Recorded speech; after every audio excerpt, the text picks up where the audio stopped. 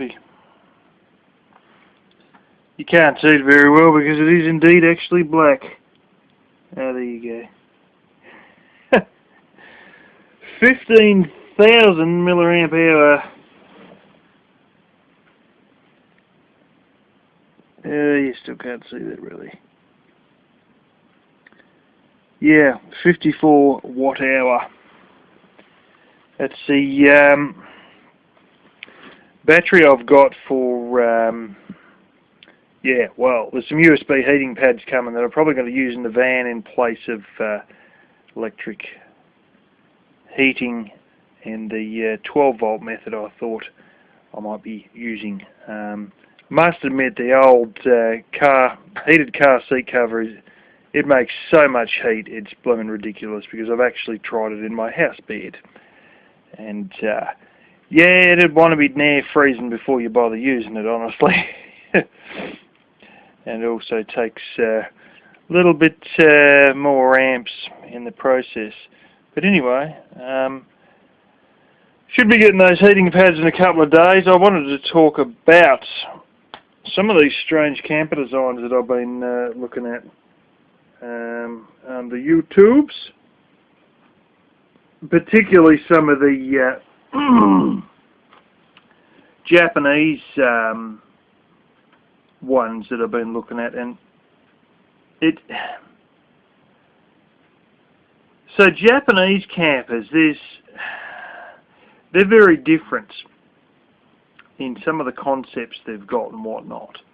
Before I go on about those, there's one camper, I don't know if I've mentioned it, I've seen it, it was designed by a European guy, and it's basically like a high-top van, just like, you know, another one of your Mercedes-Benz Sprinter vans or something like that. And I think it might have been a Renault in this case, and you know what I'm talking about, one of those ones you can stand up in with a big roof. They actually had a triple bunk in this. Wow. Driver, front passenger, and another passenger sitting behind the driver. And him and his two sons went out and they tried this thing out. And you've got a mattress that's laying literally on the floor, another one sort of, you know, midway up, and another one higher up. And they're literally three people sleeping one above the other. Good luck on the lean on the van when you decide to do that, because all the weight's going to be all inside the van. So you might find you got that sagging feeling a bit one side. But I mean, you know, I sleep in my van in a carport with the heavy winds around the house, and just the slight amount of buffeting it got with the heavy wind just whipping around the corner. You know, I was rocking back and forward anyway. But with this, you'd have a definite lean on the van with all three on one side. But, you know, having said that, like, you know, some of these ones, they've got stabilizer feet and stuff like that with some of them. Oh, I was impressed. I was bloody impressed. Now, another one that I've seen other people do on YouTube is they sort of have, like, the bed raised up, and they'll open up the back of their van, and you'll see, like, the bed height, which is closer to the roof, a bit like mine, but they'll have like a high top van, but the bed will be up higher, and then they got like the floor level, so it's almost like, well, you've got the floor of the van is one level with all the storage, and then they got like the second level is their bed, but for whatever reason they have it so the bed, you know, it goes right up, and it sort of goes to the back of the vehicle, and it stays the full width of the vehicle. I don't know if the idea is that one person sleeps parallel to the side of the van and one person sleeps side to side or something like that. Or they just, you know, they've decided they're going to have a double bed in the top there. They often have it so they can actually walk in the sliding door on the side of the van without a problem. It's almost like they have two layers, like two heights. You've got the floor with the storage, and then they've got this second height they've made the bed at, which is higher up. But it's like a full, you know, it goes most of the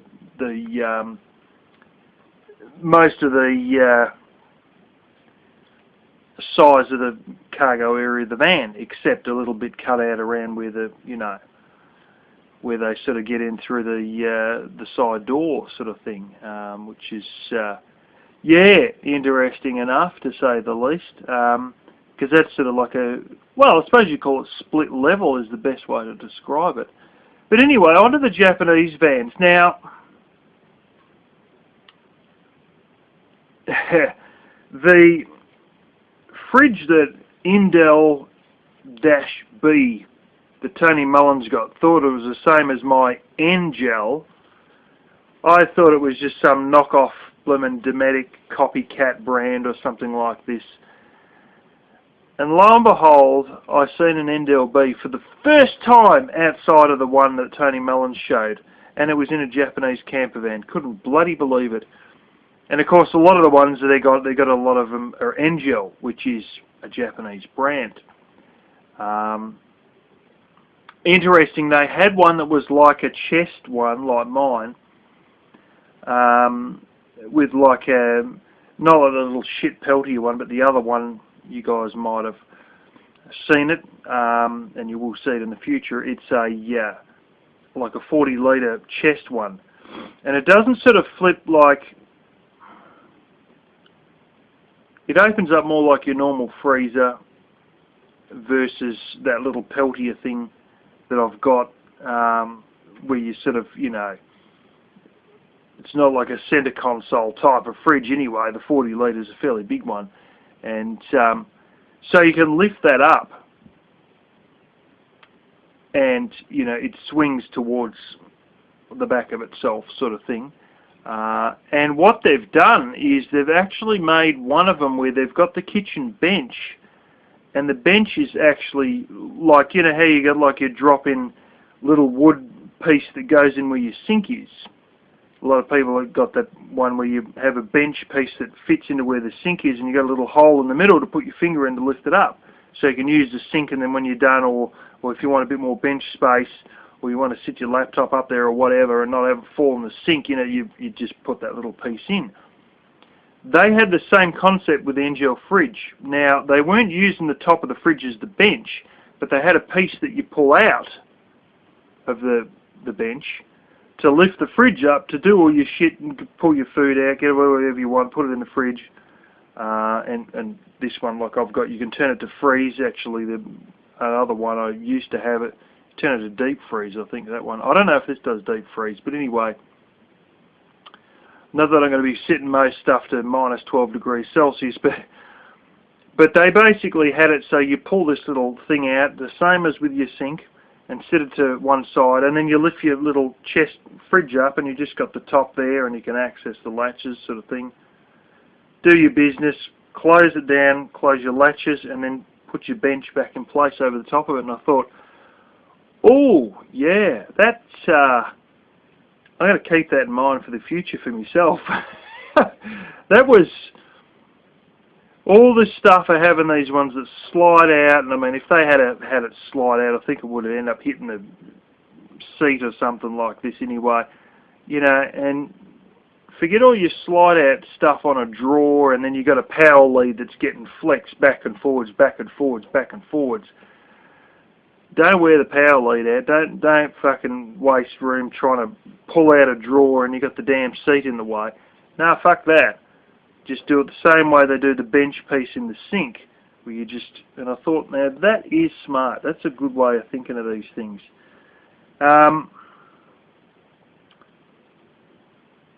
They had a couple that was sort of multi-level, like a split-level one, like I was talking about before.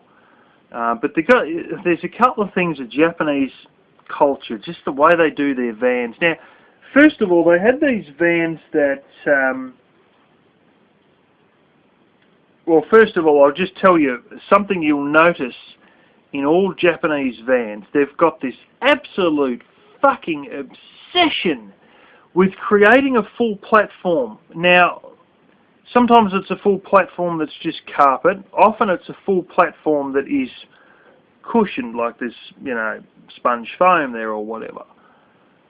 And they've got this obsession with all these vans that instead of just having your like your sink and your bench and all that shit just there and your fridge there and boom, boom, boom, so many of them have got this obsession that they've got to have everything there, but then they create an entire platform, and you open the back of the van and it's just like fucking just solid fucking sponge foam from front to back, or solid carpet from front to back.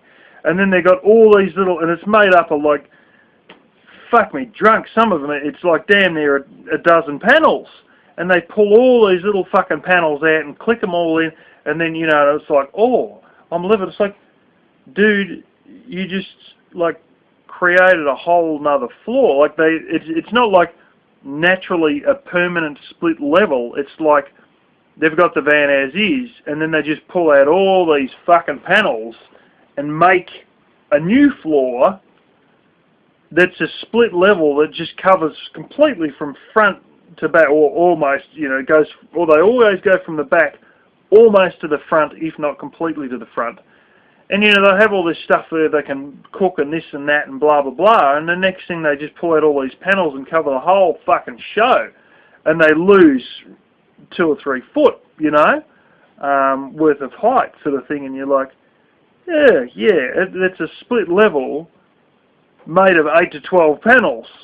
And I mean, seriously, like the minimum seriously is 8 panels, you know, and some of these ones, it's 12, it might even be more, you know, panels to make this, but they're obsessed with it. And some of these ones, they do all this shit, and then it's just like carpeted bits of plywood, and it's like, oh great, you know, it's whoop-de-doo, you know. You've created a shitstorm of a frame system and everything, and it's just like, oh dude, couldn't you just live with the fucking sink and the stove being there, and just dealt with the existing floor? You know, and then at least you're going to have a bit more room in the, you know, to, like, so you don't have to bend over as much, but not, that's a problem when you're Japanese. Their average height is fucking tiny. I think the average male height's like 5'7" or something like, you know, it's just, yeah, they are known to be, I did know what their average height was on a thing I was watching called Japanology. But anyway, they got this other thing where, those of you who don't know much about the culture, like, I was supposed to learn Japanese at school, didn't learn that much, but we did get told a number of different things about the culture and whatnot, and, you know, Japan was going to be the next big rising thing, and so we're all going to teach everyone Japanese, and blah, blah, blah, and then, well, it doesn't matter now, it's China. So now they're all teaching them Chinese, or Mandarin, and because there's Cantonese, which is Hong Kong, and, you know, then you've sort of, they're all learning that. As China's fading, as they're going into a chronic debt problem with China, to levels that, go look up the shadow banking system if you don't know, because it's like there's probably 12 times more debt than is actually on the books in China. So they're all learning Mandarin, which means it's all pointless, so they should just start learning Bangladeshi, because, you know, and by the time they finish learning Bangladeshi, they'll probably, Bangladesh will be fucking gone as well, and they'll be the next, you know, the next big one. But anyway, the point is, we did learn a little bit about the culture, and they got this thing where they'll have a shower, and it'll be a very short, sharp shower, and they have a bath, but you don't have a bath where you sit there with soap in the bath, and a bubble bath, or like a fizz bomb thing, or whatever, you know. Nah. You got it all wrong. They have a shower, sometimes even sitting on a blooming little bamboo seat, and they wash themselves in a very short, quick shower, 5 minutes or less, and then they hop in a tub which is full of hot water, and they'll soak in it, and they'll sit in the damn thing for 20 minutes. And as you pull the plug, they'll crack the shits, because everybody lays in the same tub for 20 minutes after their shower. And it's like they've got this thing about soaking in this tub, but everybody goes through, the whole family all goes through the same tub.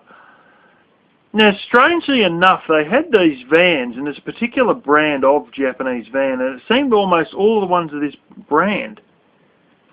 You guys know what a laundry tub is. Big stainless steel sink, like a fucking huge big sink. Well, they had one that was like that. It was actually bigger than most laundry tubs. It reminded me a bit more of like a blooming commercial sink in a restaurant or something like that. Like this fucking big bastard. They had a stainless steel one in the back of each one of their vans, right up near the back. No shit.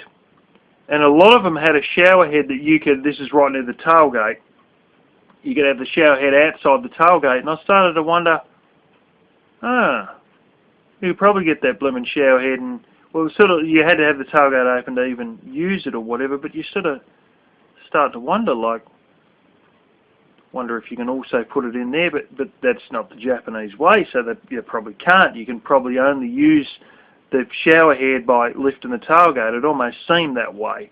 But then, well, we've got this tub here. And I thought, wait a minute. If the shower head comes out the back, like it does, you know, like they've got a sink there, and then it comes out facing out the side of, you know, like you've got to have the tailgate open to access it, not towards the tub. And then I sort of like, so maybe if you put up like a bit of tarp or like a, you know, sew some big bloody curtain, you have your little shower and then you jump in your tub. And it's literally like a giant stainless steel sink sitting in there. None of them are porcelain. You don't want them to be in RVs because I hear of so many people with coffee jars that crack. Everything they have in glass fucking cracks. If you can do away with porcelain, you will. You look at most campers, how many fucking actual porcelain sinks they have in camper? Almost none. They have some of those fiberglass ones, the plastic resin ones. You know, and there's fiberglass ones, and then there's like a heavy plastic resin type you can get as well. It's almost like a PVC. And you know, and then and they're becoming more common these days. And then you know, stainless steel, and they almost every time, but they'll have a stainless steel almost every time. But what they won't have is they won't have porcelain. And you know, here I was looking at this and I thought, holy smoke, what? And I couldn't fucking work it out. And then I remembered from what I'd learnt during Japanese class that, you know, it's probably what it was, a small version of this soaking tub, you know, and you just think, wow. Another one that really struck me is they had one that was like a fan vent, like for your Fantastic fan, but it was more like a fucking popped right up, like a pop top almost, like all fabric sided, and the vent would like jump right up, like 1.5 feet up, or you know, 1.5 feet at the front, 2 foot at the back. It was quite like jumped quite a bit, you know. I just thought, well, that's interesting. But the stunner of them all was a van that had been made to go side to side sleeping. Now you could not be doing much stealth camping in this thing, trust me. This van had a side window that was, you know how you got like your pop-top camper? The fucking side window, like the window you'd look at if you were a passenger, that window was a pop-top fucking window. And it like, you know, and it was like a plastic bloody panel where the window should be, but then it pops right out and it's got like a full blooming fabric frame and everything. So it's like a pop top, but instead of vertical, it's like a horizontal pop top coming out from the window space. So they're taking the glass out, replaced it with a plastic panel, and then it just pops out completely. Okay, that's bloody strange. And then camera moves around to the back of the tailgate. Well, this is a van where you don't sleep north, you know, parallel with a van like mine or like a lot of them where you're sleeping along the side of the van. This is one of these ones where you're sleeping like side to side, you know, left to right. Not the length of the van, but side to side of the van. But they realised some people mightn't fit their little feet in, so that was the spot to put your feet in. Now you got to think about this. Would you put your head in there? No. if anything happens, if you get sideswiped by another vehicle, or someone trying to back around and they're trying to fucking back their RV and they fucking hit you, what would you rather have, broken ankles or crushed skull? I've thought of these same things myself, you know, and although my head's damn close to tailgate, you know, yeah. But they had like a little pod, you know, for where this window was for their feet, and then their pillows are up on the other side, you know. And I thought, wow, that is really different. That is right out there. Nothing that I've ever really seen before, ever. Good idea, though. I've thought of, there's a law in my state, and it's only my state. You can get a 6x4 trailer, or a trailer that has to be, why they go like 6 foot long, 4 foot wide. Why they do 4 foot wide is most cars are wider than 4 foot. Now, so long as you're not driving a smart car or something like that, and your vehicle width is wider than that 4 foot, you can get a 6 foot by 4 foot trailer, not in the rest of the states of Australia, but just my state, and you don't need to register it, get tags for it, have road width, none of that shit, no inspection and nothing. You just get the bloody thing, and you get a copy of your number plate, and a lot of people just go and get a bit of sheet metal and a brush and a tin of paint and literally just paint on their existing car number onto the back on a bit of tin. Some people don't give a shit and they just actually whack it straight on the fucking, on the, you know, back of the trailer itself. But most people make a separate bit of tin with a couple of screws, so in case someone else is going to use it, they can take theirs, you know, their plate off, so to speak.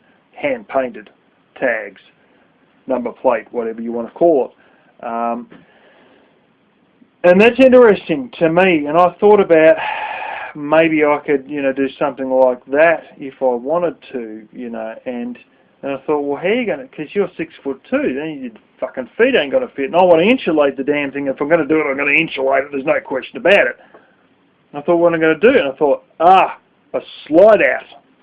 Have a slide out for me feet. So you'll see a lot of cases where anything involving feet, they don't necessarily give you enough room. You need enough space for your face so you don't get claustrophobic, or so you don't stick your head up and smack your head on something or whatever, you know, rolling over at night or whatever. With your feet it's a bit different. Some people, they have their van and they have shelves hanging out over the top of their feet, just a shelf right on the bed, and you go, fuck me, you know, like, why is the shelf right there? Well, the shelf is there because their feet are only, you know, 12 inches, so they go 16 inches above the top of the mattress, then they start with shelves above their feet, and the shelves might come out a foot, maybe even more, you know, 12 inches, maybe 16 inches, but they do that because they can put storage there because it doesn't matter where your feet are. And, you know, the same thing with me. I just have a little pop out just for my feet, and you just, you know, click it out. And these guys, you know, little thing just for their feet. And I can't remember if it was even the full size of the window, but I think they had made it pretty much the full size of the window. But it just, like, they got the bed height correct, so it all lined up and everything, and bingo, you stick your feet out in the little pop-top section. But it's, yeah, the feet's one of these ones where you can sort of get away with more than you would if it was like a where your pillow's going to be, you know. And a lot of it's to do with like your shoulders. If you sleep on your side, your shoulders being in the way, all that bullshit, you know. Whereas when your legs are closed together, you know, your feet still aren't very tall because they're not the width of your hips and they're not the width of your shoulders, you know.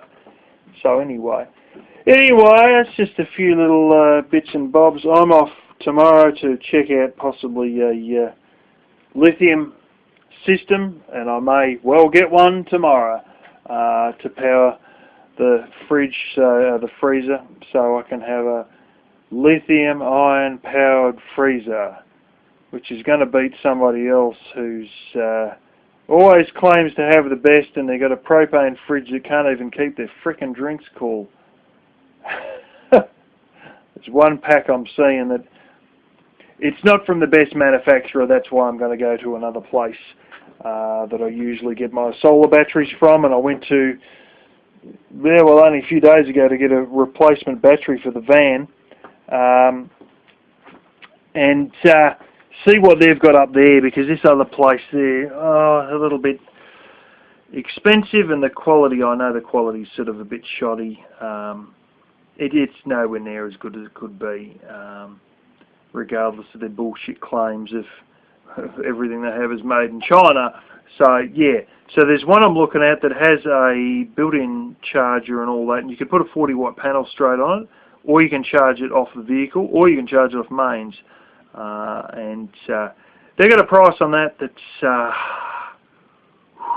it's less than I was going to have if I had a giant deep cycle battery, but it's still, for what it is compared to other lithium batteries, it's not too bad, but it's not terribly cheap either. You know, and I know the quality's a little bit so I'm going to have a look at this other joint, because this other joint that I go to for most of my batteries has well, actually US made stuff there, so that's it's going to be a bit better than the Chinese stuff. I'm just going to go and see what they got and see what the prices are, compare the prices, but it looks like we're going to go lithium powered for less than I was going to spend for lead acid. So that's good, I'm pleased. And then I can have a lithium, it's probably going to be lithium polymer, not lithium ion, powered freezer. Yes. See? Oh, and I also seen a hot water system that I might be getting too. Portable one that only does no more of this bullshit of 6-volt lead acid batteries and all the shit that I went through with these damn Coleman systems. This one, it's different. It's actually a very strange igniter system that uses 2 D-cell batteries and a motor with a little worm gear, and it's like a barbecue lighter, how you got like the little piezo. Well, they're running a piezo, but using a motor with a worm gear to push the fucking thing, and the motor runs off the 2 D-cell batteries.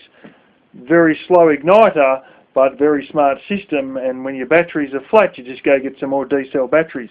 No fucking deep cycles, none of this other bullshit stuff, hard to get, have to charge it, and none of that shit. So I've seen one of those at a surprising price. I've seen an original one years ago, probably 5-6 years ago on the internet, and they want about 650, and this is a copycat one for 290 from a major hardware chain, not, well, you have to get it sent from Queensland. So yeah, anyway, it's actually really good. One of those coupled to a 12-volt pump, and I'll probably be apples on the back of a cargo hitch, and I will have a shitter, a shower, a lithium-ion powered freezer, a bed, a twin-burner stove, electric blanket heating, and I'm waiting on a USB-powered water pump from Hong Kong, actually. Sister got on eBay. These damn bed heating things, the USB heating pads should be here in a day or two, so it'll be good when they get here.